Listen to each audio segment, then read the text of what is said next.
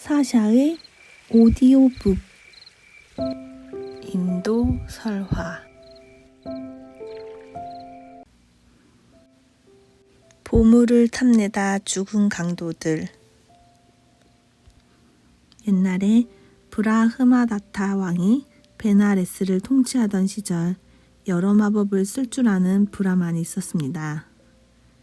그가 사용하는 마법 중에는 다른 어떤 마법보다 아주 강력한 것이 있었는데 바로 행성의 배열이 딱 알맞은 순간에 주문을 외우면 하늘에서 온갖 보물이 쏟아지는 마법이었습니다.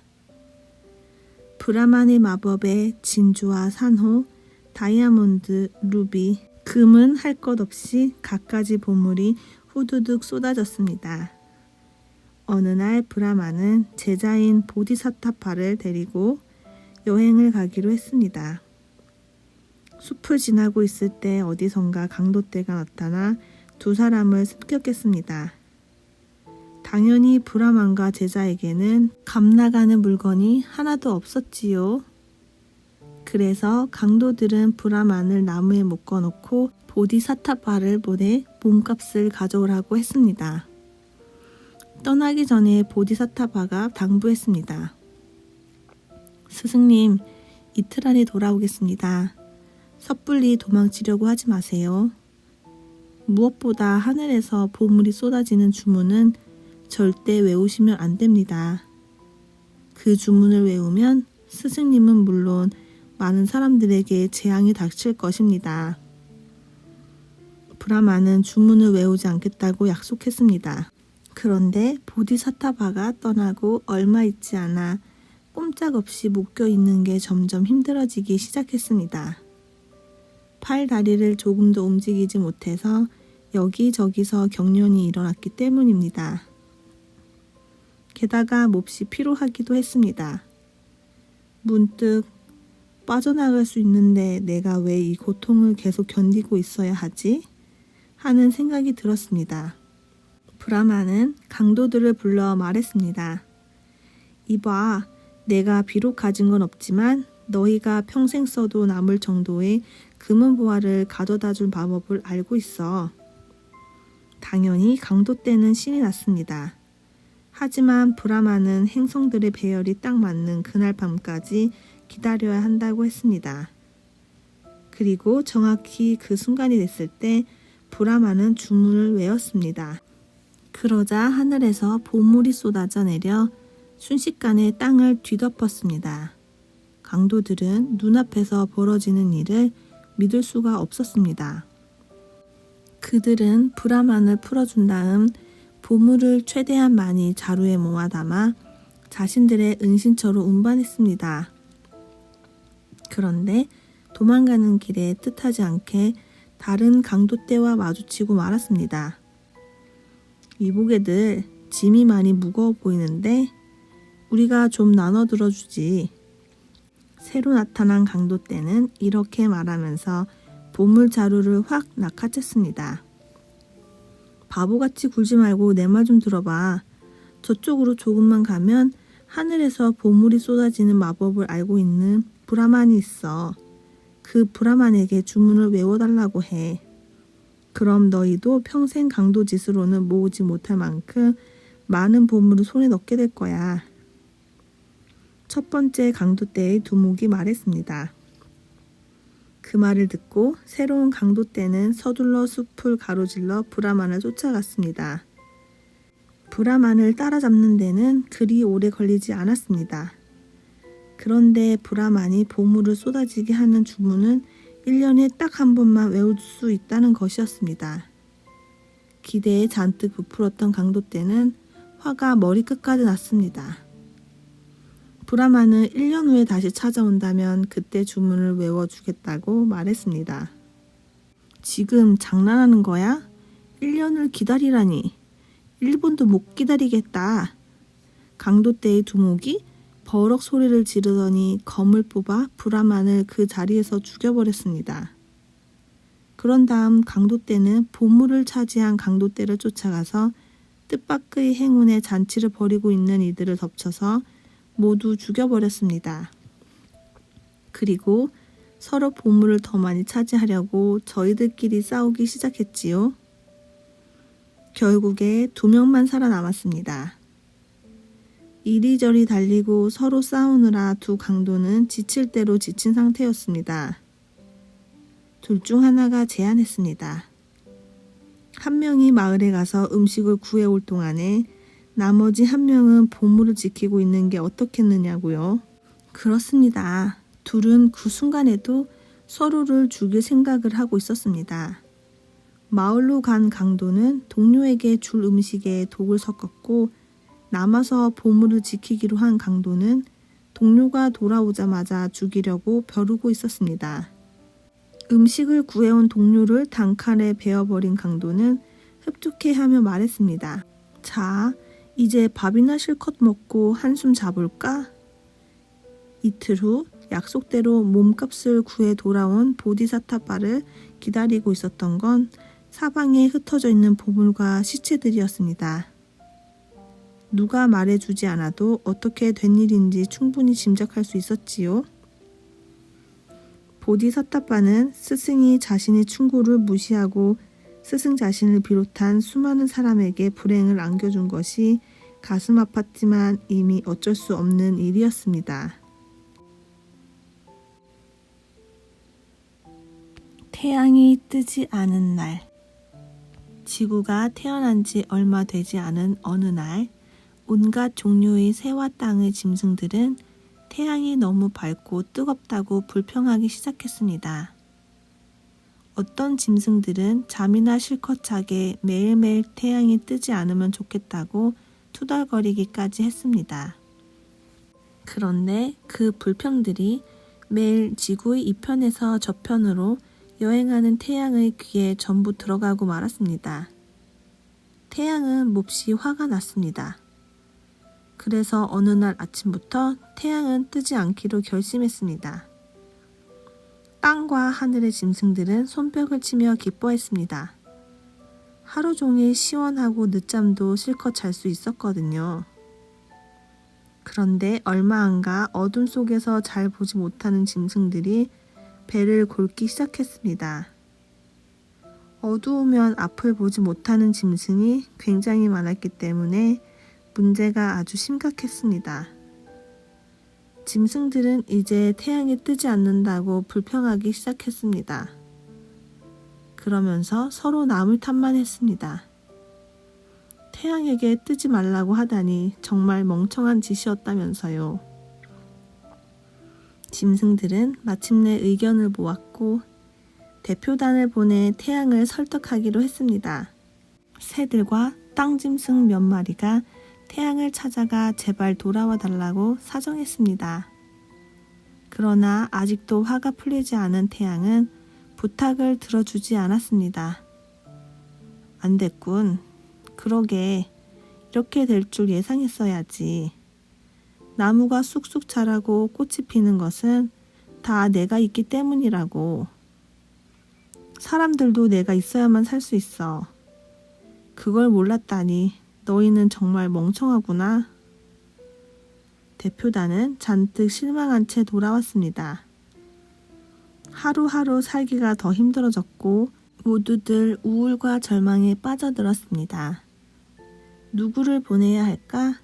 과연 누가 태양의 마음을 움직일 수 있을까? 의논 끝에 누군가가 수탉을 추천했습니다. 수탉은 잘생긴 데다가 예의도 바르고 딱 부러지게 이야기할 줄 알았거든요. 그리고 가장 중요한 점은 수탉이 한 번도 태양에 대해 불평한 적이 없다는 것이었습니다. 처음에 수탉은 깜짝 놀라서 이렇게 말했습니다. 너희가 못한 일을 나더러 하라고? 제일 힘센 야수와 가장 아름다운 새들도 태양의 마음을 움직이지 못했는데 나더러 어떻게 하라는 거야? 그러나 짐승들은 수탉에게 계속 부탁했습니다. 너만이 지구를 살릴 수 있어. 하는 수 없이 수탉은 태양을 찾아가 말했습니다. 위대하신 창조주 태양이시여, 부디 돌아와 예전처럼 지구를 비춰주세요. 뜨겁고도 밝으신 태양님, 저희에게는 열과 빛이 필요합니다.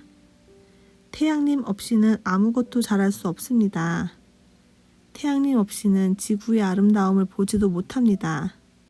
그저 어둠과 절망 속에서 하루하루 살아갈 뿐이에요.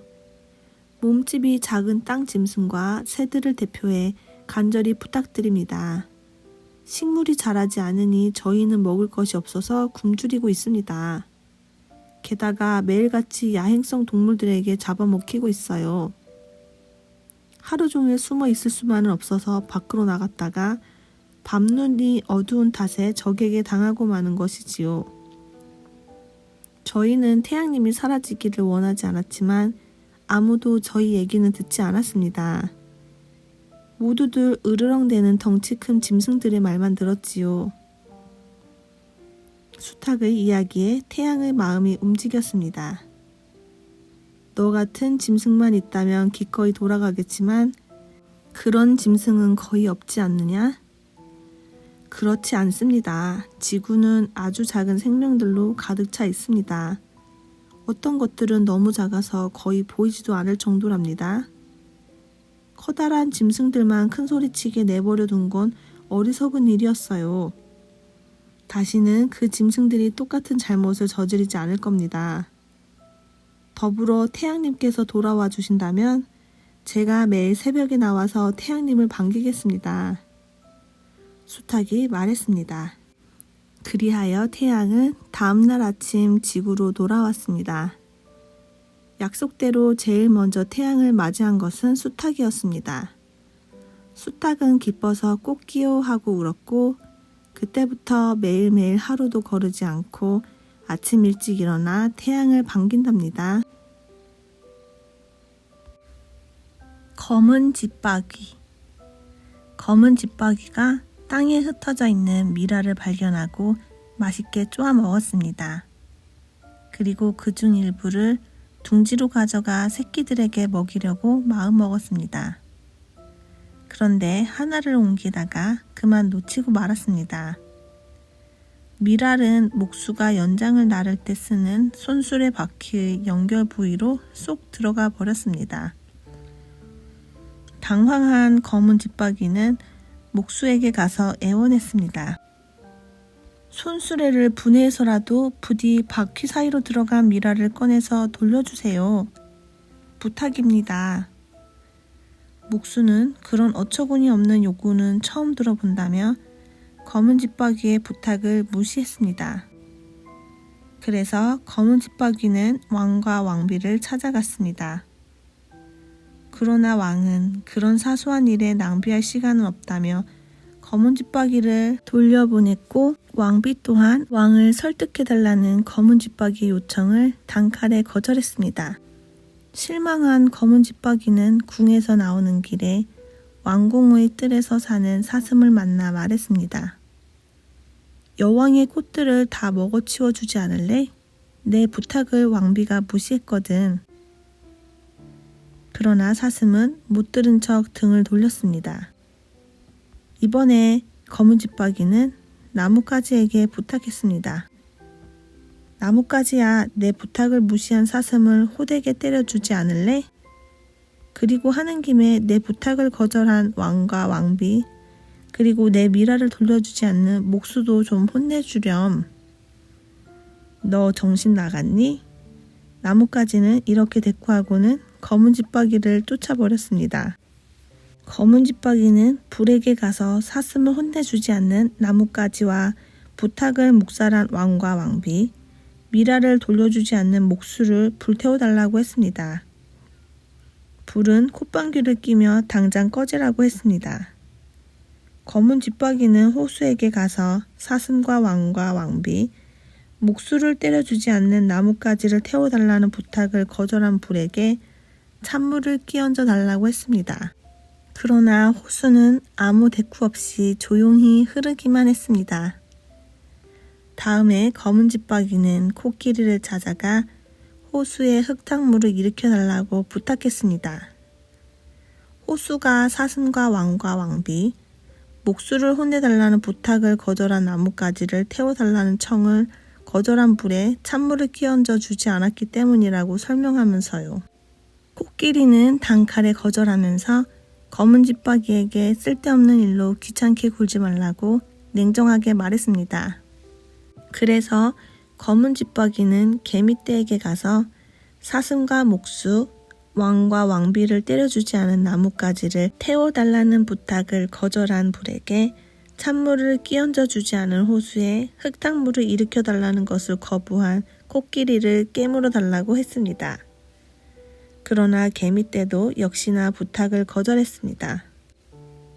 마지막으로 검은 집박이는 까마귀를 찾아갔습니다. 까마귀는 언제나 한바탕 말썽을 일으킬 준비가 되어 있는 친구였거든요. 까마귀는 개미떼를 먹어치워 주겠다고 흔쾌히 승낙했습니다. 그런데 까마귀가 날아오르는 걸 본 순간 개미떼는 얼른 코끼리에 올라탔습니다. 코끼리는 무엇인지도 모르면서 겁을 잔뜩 집어먹고 호수에 뛰어들어 흙탕물을 만들었고 호수는 깜짝 놀라 첨벙 튀어오르며 불에 물을 끼얹었습니다.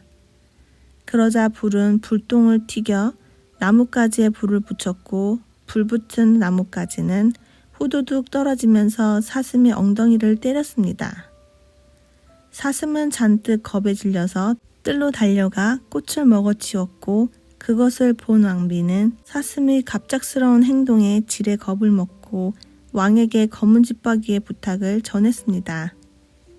왕비의 부탁을 듣고 왕은 목수를 크게 꾸짖었습니다. 목수는 달려가서 손수레를 분해했고 그때서야 비로소 검은 집박이는 잃어버린 미라를 찾았습니다. 그리고 그 길로 둥지로 돌아가 새끼들에게 밥을 먹일 수 있었답니다. 잘난 체 하는 탁발승. 옛날에 잘난 체 하는 탁발승이 살았습니다. 설교를 할 때는 자신의 장점을 늘어놓느라 침이 말랐고 평소에도 자기가 얼마나 훌륭한 인물이며 얼마나 관대하고 지혜로운지 떠벌리느라 바빴습니다. 사람들은 스님의 말씀이니까 일단 참고 공손하게 들었지만 어째서 신의 이야기는 하지 않고 자기 이야기만 떠들어대는지 속으로는 답답하기 짝이 없었습니다. 어느 날 탁발승은 다른 마을로 나들이를 갔다가 들판에서 장이 열린 것을 보았습니다. 그곳에서는 가축이며 장신구, 옷가지까지 안 파는 물건이 없었습니다. 시장 한 구석이 유난히 시끌시끌해서 무슨 일인가 하고 가보니 둥그렇게 구경꾼들이 둘러싼 가운데 숫양들의 싸움이 벌어지고 있었습니다. 숫양 2마리가 무서운 기세로 덤벼들어 치고 봤더니 마침내 한쪽이 승리를 거뒀고 구경꾼들 사이에서 박수가 터져 나왔습니다. 승리한 숫양이 다가오자 탁발승이 한마디 했습니다. 아, 모두 신이 창조물이지. 그러자 옆에 서 있던 사람이 끼어들었습니다. 악마의 창조물에 가깝지요. 그 순간 숫양이 머리를 숙였습니다. 보시오, 숫양도 나의 거룩함을 알아보고 머리를 조아리잖소. 탁발승이 의기양양하게 말했습니다. 조심하슈, 머리를 조아리는 게 아니라 덱을 들이받으려고 그러는 거니까. 옆에 서 있던 사람이 말했습니다. 그럴 리가, 저 숫양은 인간보다 현명하다고. 퍽 말이 끝나기도 전에 숫양이 무섭게 달려들어 탁발승을 뿔로 세게 들이받았습니다. 탁발승은 그대로 땅바닥에 나뒹굴었습니다. 정신을 차리고 보니 온몸이 쑤시고 몹시 창피했습니다. 그래서 얼른 일어나 먼지를 툭툭 털고는 조용히 구경꾼들 뒤로 물러나 도망갔습니다. 사람의 꼬리는 왜 없어졌을까? 아주 오래전에는 모든 사람에게 꼬리가 달려 있었습니다. 사람들이 한 곳에 너무 많이 몰려 있지 않는 한 아무 문제가 없었습니다. 서로 거치적거리지 않았으니까요. 하지만 시간이 흘러 인구가 점점 불어나자 사람의 꼬리는 심각한 문제거리가 되었습니다. 어디를 가든 남의 꼬리를 밟지 않을 수 없었거든요. 그리고 밟았다 하면 똑바로 보고 다니라고 욕을 먹거나 넘어져서 비웃음거리가 되었습니다. 운이 나쁘면 두 가지 일을 다 당하기도 했고요. 어느 날 키퉁신이 시장에 나와 자기가 좋아하는 담배를 사러 가게로 어슬렁어슬렁 걸어가고 있었습니다. 재미난 물건을 발견할 때마다 멈춰서서 구경을 하면서요. 그렇게 천천히 걸어가고 있는데 그만 누군가가 키퉁신의 꼬리를 밟고 말았습니다. 키퉁신은 꽈당 넘어졌고 앞니 몇 개가 부러졌습니다. 당연히 기분이 좋지 않았지요. 그런데 다른 사람들은 모두 재미있어서 어쩔 줄 모르는 거예요. 웃음거리가 된 것에 화가 난 키퉁신은 그 자리에서 자신의 꼬리를 뚝 떼어버렸습니다. 그러자 다른 사람들에게 달려있던 꼬리들이 그것을 보고 아, 저러면 되는구나 하면서 스스로 알아서 사람에게서 뚝 떨어졌습니다. 오늘날 사람에게 꼬리가 없는 것은 바로 이런 이유 때문이랍니다. 스승과 바보. 옛날 어느 마을에 아주 유명한 스승이 있었습니다. 전국 곳곳에 있는 수많은 제자들이 비싼 선물을 가지고 스승을 찾아왔습니다. 스승도 가끔 안락하고 비싼 가마를 타고 제자들과 함께 전국을 돌며 다른 지방의 제자들을 만나러 갔습니다. 어느 날 스승을 태운 가마 행렬이 한 마을을 지나고 있는데 갑자기 어리숙해 보이는 젊은이가 튀어나와 외쳤습니다. 멈춰요, 멈춰. 그 젊은이는 행렬을 가로막고 서서 비켜주지 않았습니다. 스승은 몹시 짜증이 났습니다. 갑자기 멈추는 바람에 가마 천장의 머리를 쿵 찧었기 때문이지요. 원하는 게 뭐냐, 이 멍청아. 스승은 냅다 소리를 질렀습니다. 존경받는 지도자였지만 성질이 급하고 사나운 편이었거든요. 저에게 지혜를 가르쳐 주세요. 바보가 말했습니다. 뭘 알고 싶으냐? 스승이 짜증스럽게 물었습니다. 어떻게 하면 하늘나라로 갈 수 있는지 궁금해요. 그거야 쉽지. 거기 그대로 서서 하늘을 향해 두 팔을 뻗고 있어봐. 곧 하늘로 가게 될 거다. 스승이 대꾸했습니다. 행렬은 다시 움직이기 시작했고 뒤따르던 제자들은 바보를 향해 웃음을 터뜨렸습니다. 제자들이 뒤돌아보니 아니나 다를까 바보는 계속 두 팔을 쳐들고 있었습니다. 그리고 몇 년 뒤 스승의 일행이 고향으로 돌아가기 위해 그 마을을 다시 지나갈 때에도 바보는 여전히 팔을 쳐들고 있었습니다. 저 멍청이는 왜 길 한가운데서 팔을 쳐들고 있는 거냐? 스승이 물었습니다. 제자들은 몹시 지치고 옷차림도 허름한 그 남자에게가 물었습니다. 어떤 스승이 이렇게 하고 있으면 하늘나라로 갈 수 있다고 얘기해 주었어요. 그래서 이렇게 팔을 쳐들고 가만히 서 있는 거예요. 그는 이렇게 간단히 대답했습니다. 스승은 바보를 놀린 자신이 부끄러워졌습니다. 그리고 바보의 단순하고도 깊은 믿음에 감동을 받았지요. 그 순간 스승은 바보라고 생각했던 그 사람이 하늘로 들려 올라가는 환상을 보았습니다. 스승은 가마에서 내려 그 남자에게 다가갔습니다. 친구, 당신이야말로 진정 훌륭한 인간이요. 내가 당신의 발에 매달릴 수 있게 해주시오. 하늘나라로 데려다 줄 쪽은 내가 아니라 당신이요. 제자들이 입을 해 벌리고 쳐다보는 가운데 스승과 바보는 신들이 살고 있는 하늘나라로 올라갔습니다.